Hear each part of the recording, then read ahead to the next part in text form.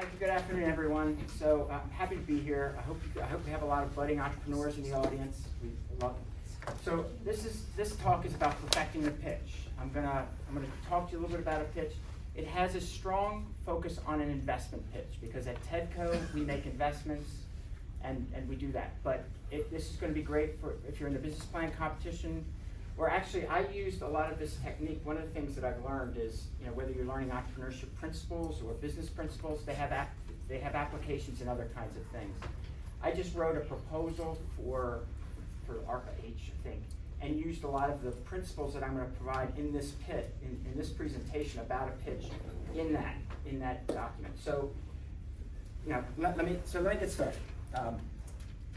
So let's start with the end. What is the goal of a pitch? If you're thinking about an investment or if you're thinking about a pitch to anybody, right? What are you trying to achieve? Well, you're probably not going to get an investment from a single pitch. But what you are going to try to get is a further conversation, and you're going to try to get questions. So I think what you want to try to achieve in a pitch is to get to that point of questions, not to teach them everything about your business in 10 minutes or in 20 minutes or in 5 minutes or in 30 seconds if it's an elevator pitch. So the goal of a pitch is to get to questions and get to a continued conversation, some action about a next step, right? Why do we call it a pitch? Because we're trying to sell something. We're trying to sell an idea. In the case of an investment pitch, we're trying to sell a business. But what you're not selling is in an investment pitch, you're not selling your product. You're not selling this to customers. Sometimes you have to give a pitch to a customer, but in an investor pitch, you're trying to get them to buy your business or a part of your business. You're trying to get them to make an aspect. And that's an important thing that you'll hear a little bit in some of my other slides, because I don't want you to get into too much detail about your product. I want you to talk about your business. And if you're in an idea competition or a business plan competition, the judges they want to know a little bit about your product, but they're really more interested in your business. What are you going to do with your product? So keep that in mind. Another thing that I'd like to show is a pitch is about communication, right? It's really like you're communicating what you have in your mind to the mind of an investor or the mind of a customer or the mind of a judge in a business plan competition. So remember, it's up at the top of this slide, it's just a basic model of communication. You have a sender, the person who wants to convey a message. They're going to encode that, usually in some form of language, right? We use English most of the time. The message is conveyed to the receiver. The receiver has to decode that message. Hopefully they understand English or the language that we're speaking. And then the message is conveyed. And then you can get feedback, right? They can say, oh, I understand what you're saying, or I don't like that idea. Keep in mind this process right here, this code and decode. If you're using language that your audience doesn't understand, and I'm not talking French, English, I'm talking mostly a technology language. If you're an engineer and you're using words like hysteresis and things like that, they're not going to understand that. They're not going to be able to decode the message, right? So keep that in mind in your pitch. The language that you use, and it's a lot of times it's acronyms. It could be if you're here at UMBC and you're pitching to a judge who's not at UMBC and you're talking about UMBC things, they might not understand it. So just keep that in mind. The other important part of a pitch is sort of this diagram of when we communicate. Only 7% of the message is the words, right? 38% is vocal, is the tone, is you convey confidence. I could get up here and I could talk about this a little bit. Or I could say this is important, right? I could use the tone of my voice to emphasize it. And a lot of it is visual. What I look like, how I act. Am I walking back and forth? Am I standing in front of the screen? So think about all of this when you're in your pitch and you're conveying your message. So a lot of it, and this is just more in reinforcement, it's more about how you pitch, right, than what you pitch. Remember, 90% is not the words. The other thing, if you're talking about an investor, right, or a customer, or in a lot of situations, it's not what you're saying. In a pitch, they want to know you. They want to get to know you, the speaker. So it's about the introduction of yourself to your audience. So keep in mind, investors invest in people. Customers buy products from people. Your company will likely change, and as you become an entrepreneur, you'll pivot your company quite a bit. but you won't change as much. You'll learn, yes, you'll learn and mature as you progress as an entrepreneur, but your personality, you know, your trust and things like that folks will value won't change as much. When you give a presentation, think about pace.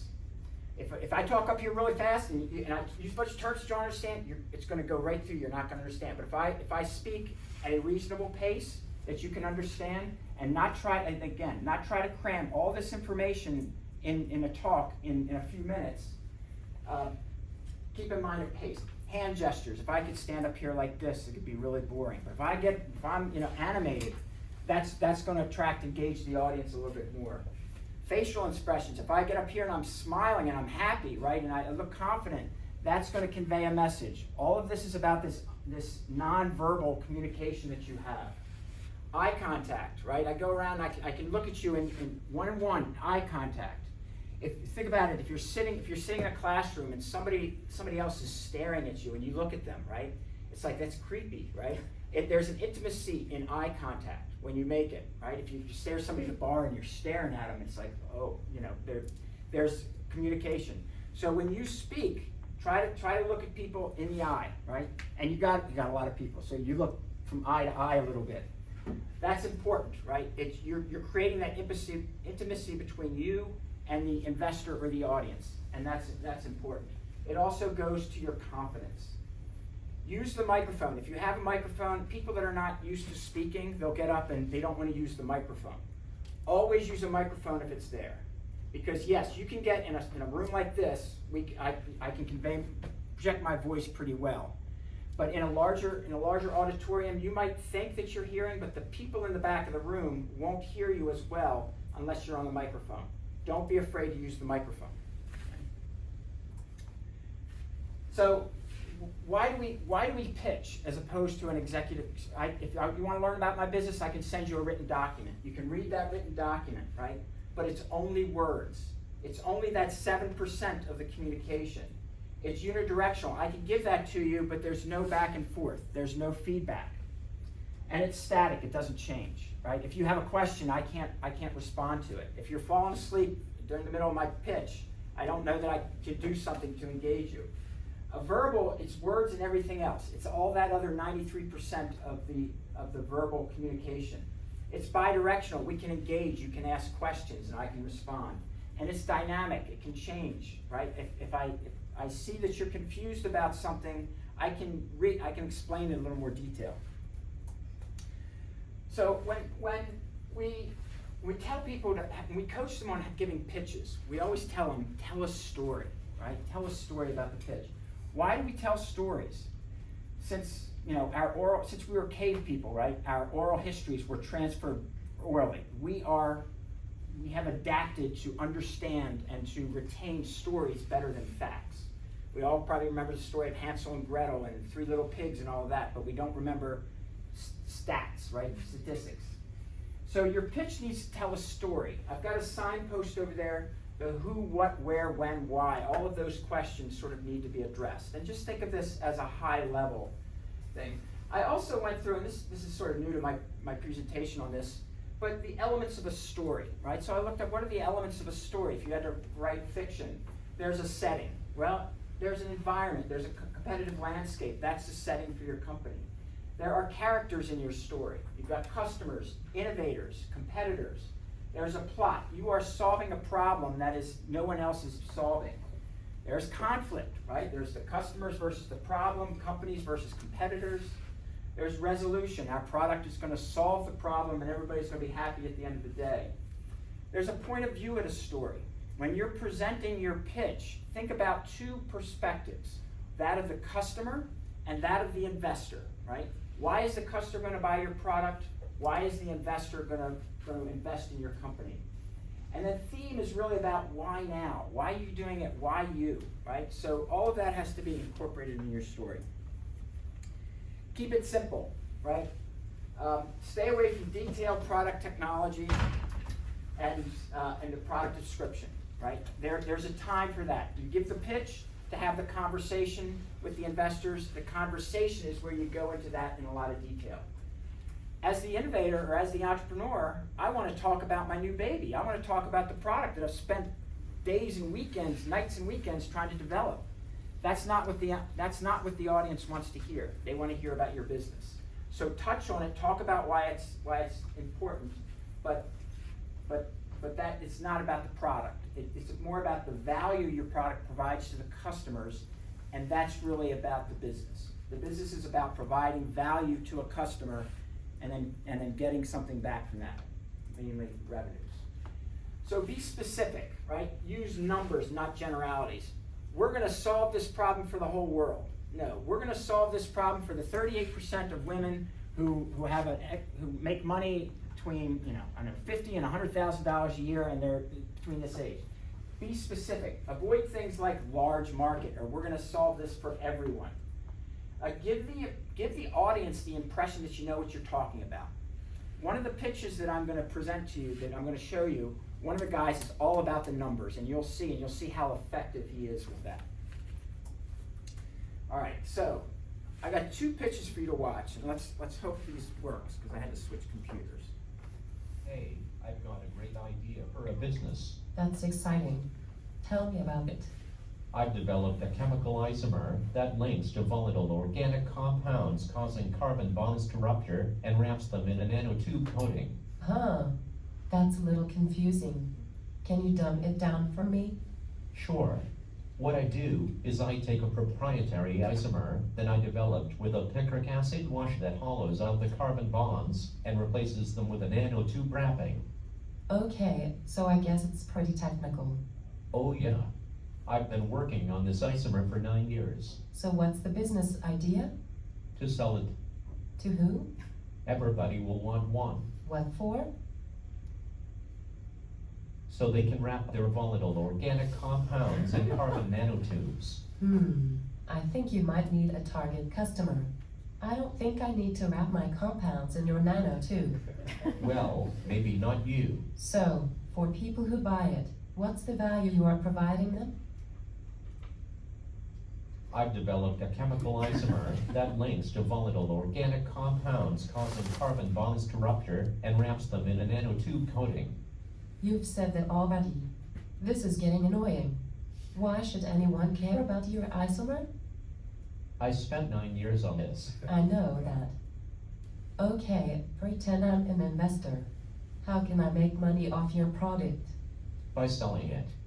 You're a smart guy, but try not to think like a scientist. Think like a business person. Okay. Value chain. Term sheet. I have to go now and answer that. That's not your phone. I know. All right, so that's kind of humorous, right? But what are some of the things that he did wrong? Anybody? A lot of jargon. Sorry? Chemistry, jargon. Chemistry, exactly. Anything else? She built a product without talking to the customer first. Very good. Anything else? Couldn't answer the questions that were asked. Couldn't answer the questions that were asked. Very good. He had no body language, it was just rigid. Exactly, right? So that's one. So let me do this other one. This and I think I have to get out of the I better turn this down. All right, let me just bear with me 1 second.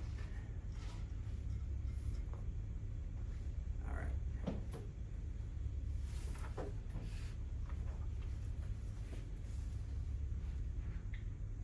My name is Josh Light, and I'm the CEO of Cupad, and we believe that we have the most effective form of advertising available in the market today. Our advertisements are exposed to customers for 2,220 seconds on average. Now, what kind of advertising has that kind of exposure time? Ladies and gentlemen, we advertise on coffee cups. That's right, we put your brand in their hand. So how does coffee cup advertising work? Well, we got an advertiser. They pay us money. We produce paper coffee cups with their advertisement or brand on it. Then we give these coffee cups to coffee stands for free. Now, why does someone want to advertise on a coffee cup? Because it takes an individual 37 minutes to drink a cup of coffee on average. That person's going to have to look at the cup, drink, look at the cup, drink 20 times before it's fully consumed. And that person's going to move around like a mobile billboard, exposing that brand to at least 6 different individuals before that cup is drank. What's in it for Cupad? We make 13 cents of profit on every single cup that we distribute. And what's in it for the coffee stands? Well, When most people think about coffee stands, they think about Starbucks. But what about the 25,000 coffee stands in this nation that have plain white cups like this? They don't have the economies to scale to put their own brand on the cup. So we give them free cups. They save $15,000 a year by not buying cups. They like these savings so much, ladies and gentlemen, that approximately 80% of the stands that we've contacted have signed exclusivity agreements to distribute our cups. And what kind of momentum have we started for this company? The last month alone, we got 58 coffee stands in California to sign exclusivity agreements with us to distribute our cups. If we continue to get 58 coffee stands every single month, for the next 12 months, we will have 700 coffee stands at the end of the year.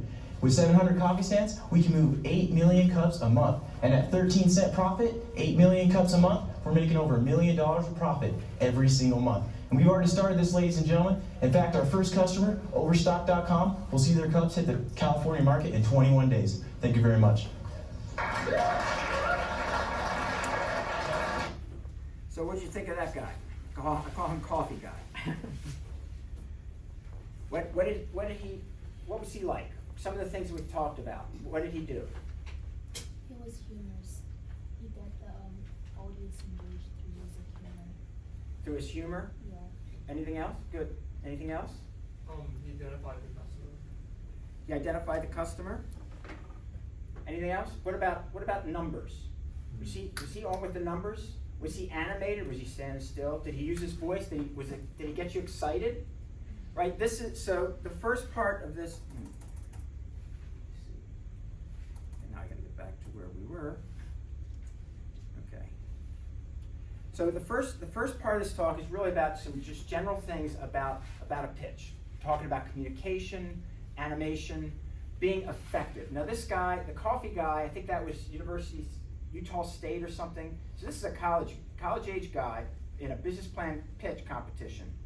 So what I wanted to give you that because he's very good, right? I don't think his business went very far because he got another job apparently, but he does a great job with the pitch in terms of getting you interested, getting you excited, using very specific numbers in his pitch. He's not doing this for everybody.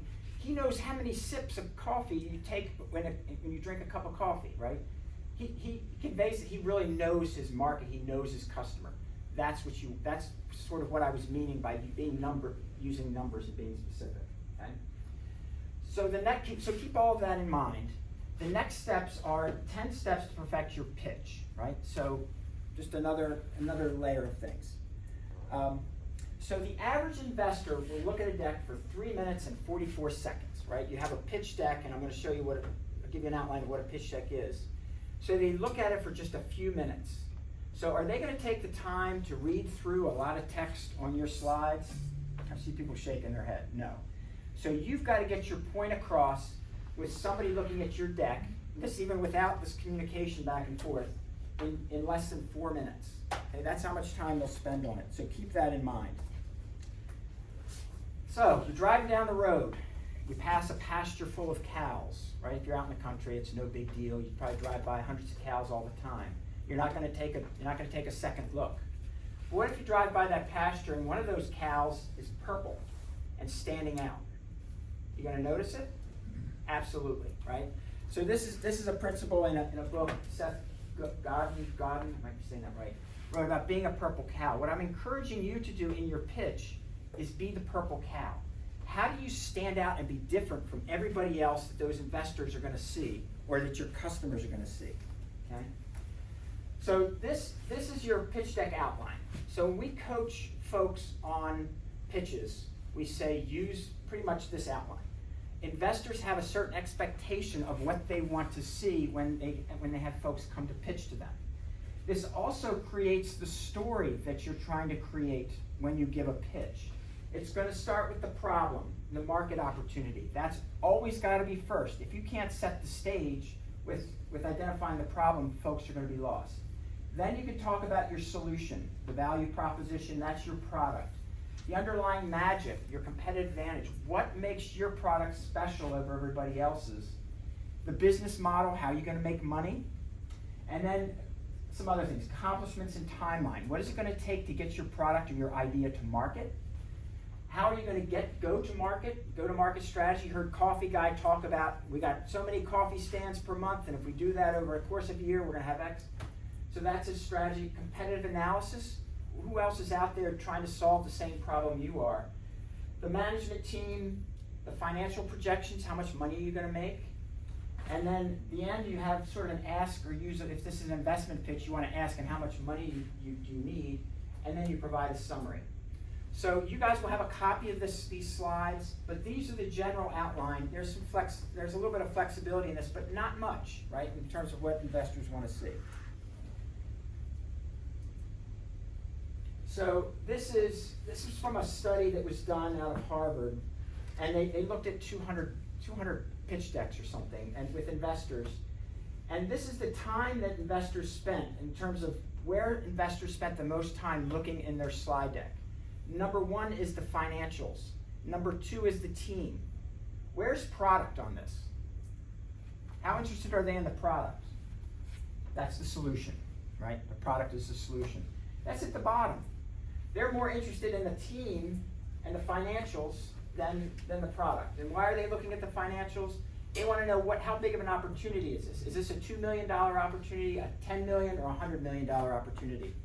And team is important. That's what they're looking at the most, right? So keep this in mind and think about it as you put together.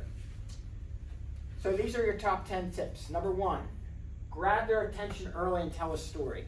All right, I used to have, when I gave this talk in previous versions, I had a slide in here that talked about you lose attention in 8 seconds. If you can't capture somebody's attention in 8 seconds, you're gonna lose them, right? So in the first 8 seconds, you have to engage your audience and get them interested in what you're talking about. So how do you do that? Here's some examples. After working at ABC Corporation for a decade, I noticed there was 40% of clients had the same problem, right? That catches your attention. That says I'm an expert in my industry and I've identified a problem, okay? Each year, 1 in 10 people catch XYZ disease, right? That means one of you in each row of these seats is going to develop the disease. I can't tell you which one is going to develop the disease, but I know our product can help you. That's going to wake you up. That's going to grab your attention, right? Another thing is see this photo, and I would usually have a photo of a person in my slide deck. This is Amy. Amy represents the 10 million Americans that struggle with mental health, right? And then I'm going to talk about how my product addresses that. So these are just some examples of how right off the bat you capture the attention of your audience.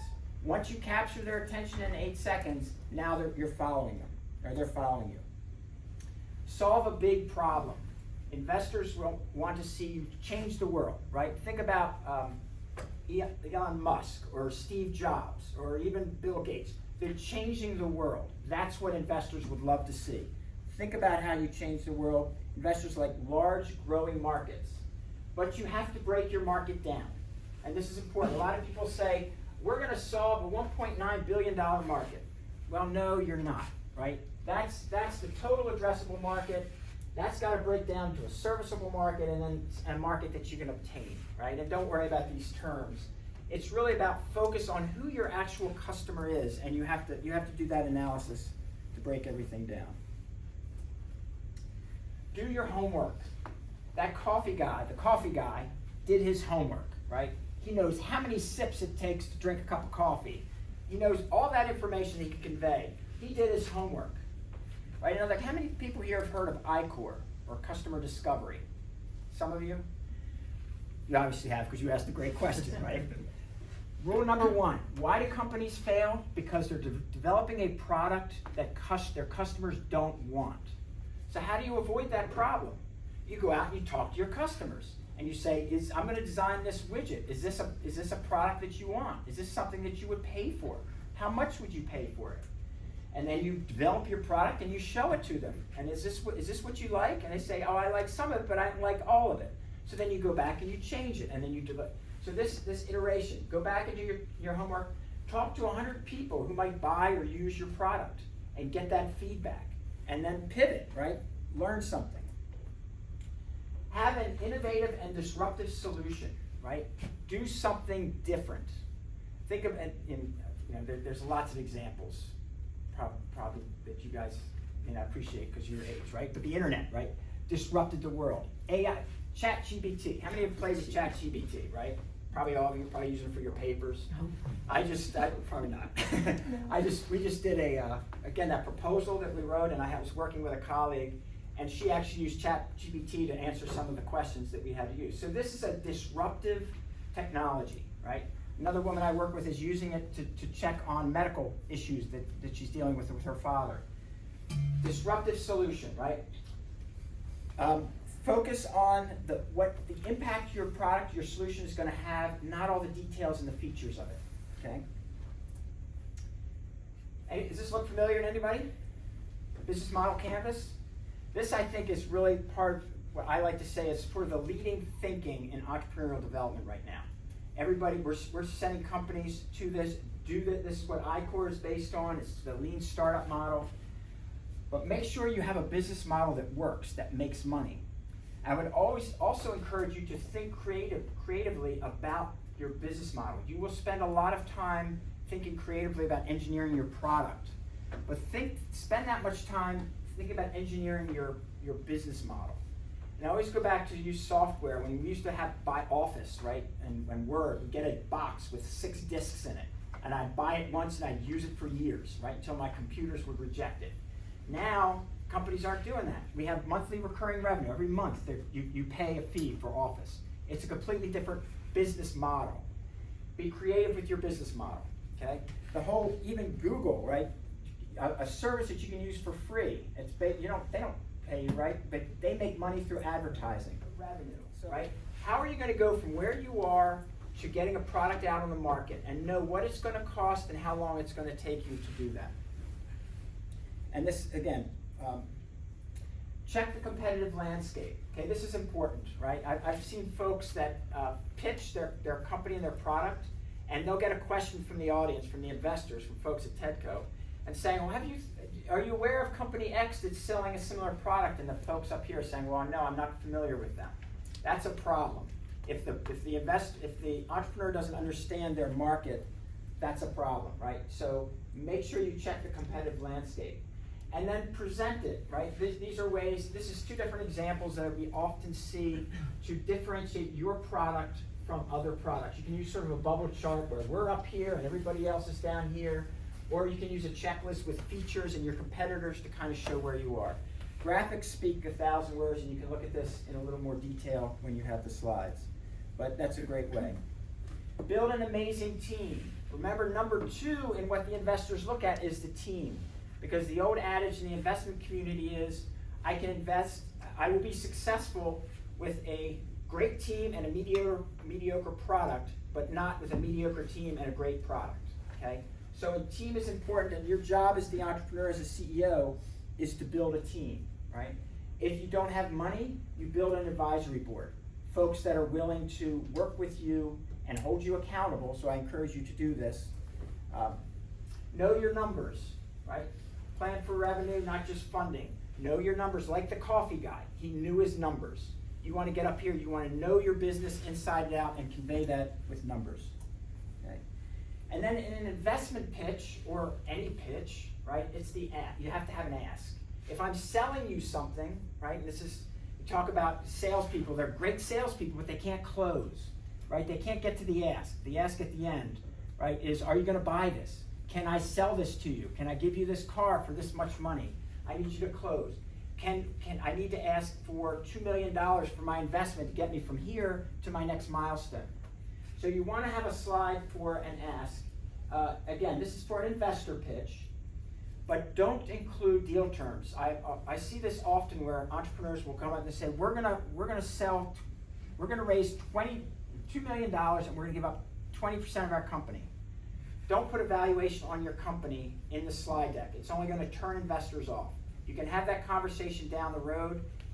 There are exceptions to this. If you're in the middle of a round and you already have other investors coming in and they've already set a valuation, then you can put it in. But that's the ask. So what I've done in this slide is you've got your slide deck, right? The outline of the slide deck. And then I put the top 10 things where they're relevant on this slide deck. So you can look at that in a little more detail as well. But I wanted to make sure it was clear that those 10 points we were making actually mapped to the outline of the slides that you should have. And again, if you're doing an idea competition or a business plan competition or something else, maybe you don't have the ask down here. And the management team might just be you, right? Or maybe you and your team. But how is your team different, right? So think about adapting these to the specific pitch that you're trying to give. If this is a pitch for a product that you're trying to sell, your team might not be the management team, but it might be the support team, right? The online support, or if it's a device, here's our field service team. This is the kind of support we have. So think about this in the context of the pitch that you're trying to give. Think like an investor, right? If you're giving an investment pitch, put yourself in the shoes of the investor. Or if you're pitching to a customer, put yourself in the shoes of the customer, or to the judge if it's a business plan competition, right? They want to know how you're going to change the world. How is your product going to impact the world, or wherever, your environment? Why is now the best time? And I think I have another slide on that. But think like your audience. Put yourself in their shoes, and how are they gonna receive the message that you're trying to provide in your pitch? Create excitement. The coffee guy did this well, right? Put your most exciting stuff up front. That might be that story that you're going to tell to capture their attention. Again, don't be vague. Use real numbers. Be specific, right? And be animated. Create excitement. Get people as excited. Show your passion. Investors want to see folks that are passionate. Actually, anybody. Teachers want to see students that are passionate, right? We love people that are passionate things. Don't crowd your slides. Remember that metric that investors are only going to spend less than 4 minutes looking at your slides. Don't try to put a lot of information on it. So the other thing that I tell people is, and this is more text than you should have on a pitch slide. You want the audience focused on you, right? The team, the investor, they want to get to know you. This stuff they can read. They want to see how you present this. If you notice, that coffee guy gave his pitch without slides. One of the things I'm coaching folks to do is get up here and give your pitch without the slides. If you can give the pitch without the slides, then the slides, you can add them later, but that just supplements your talk. That's not your talk. Does that make sense? So think about that. When you get questions, after you give a presentation, and I'm going to do this, if I get questions, which we should have time, if I get a question about something that I thought I conveyed in my slides or in my talk, what that tells me is I wasn't effective at communicating that point, right? So what I have to do is I have to go back and I have to change my presentation. I have to change my slides because my audience didn't get it, and I have to think about another way to do it. So when you get questions after a pitch, ask yourself, why are they asking that question? Did I not convey that? And maybe it's a technical question about the product, and I intentionally left that out of my presentation because I wanted the question, and that's a valid strategy. But if it's a question, I meant to convey that point. Think about how you're going to modify your presentation to do that. And practice, practice, practice. The coffee guy, I'm sure he did that pitch many, many times. The best pitches I've seen in investment circles are folks that go out for months at a time giving the pitch 3 days a week, a couple times a day. They learn, they refine that pitch, and they get really good at it. If you ever went to a venture pitch, you would see folks professionally pitching for money, and they are smooth, and they hit all these things that I'm talking about. But it's because they've done it over and over in practice. So if you're gonna pitch in front of the Greg Candelosi business plan competition, don't get up there and that's your first time you're pitching it. Practice with your friends. Practice in front of your grandmother, because if your grandmother can get your technology and get your business, then probably anybody can do it. Not that your grandmother, maybe she's a PhD in something, I don't know, but that's what we tell folks. Pitch so your grandmother gets it. All right, so you guys will have copies of the slides. You've got my email address up here. One of the values of having folks like me come in to give presentations is so you can expand your network. So feel free, if you have questions, feel free to use that email and reach out, okay? And you'll have the slides, so you'll have it in there as well. And then, you can also, if you want to connect with me on LinkedIn, feel free to do that. You can just Google search my name and be in there. Let me know. Just write me a note, say, I was in your class, and I'll connect with you. And then that opens up more networks. Networks are important. Okay? So I will end there. Hopefully we have some time left over. And I'll be more than happy to answer any questions. Any thoughts? I'll ask questions if you guys don't. Who's an entrepreneur, wants to be an entrepreneur, start a business? What's your business you want to start? Well, I have a business right now. I'm a hairstylist. Okay, But currently, like, I submitted my idea to the competition, and I want to start an on-campus beauty supply store. This is a black and access to beauty supply products for students on campus. awesome, awesome. Anybody else?